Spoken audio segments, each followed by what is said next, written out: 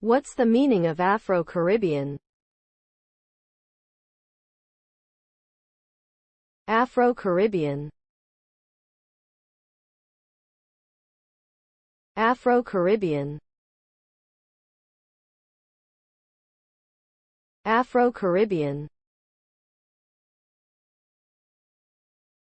Afro-Caribbean. Afro-Caribbean.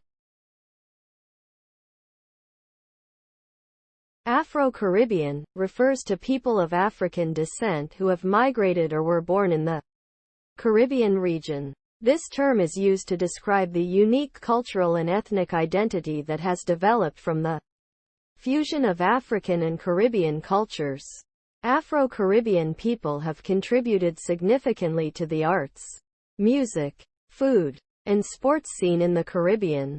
The community has also faced challenges such as racism, economic inequality, and discrimination. Despite these adversities, Afro-Caribbean individuals continue to celebrate their heritage and strive for social justice and equality.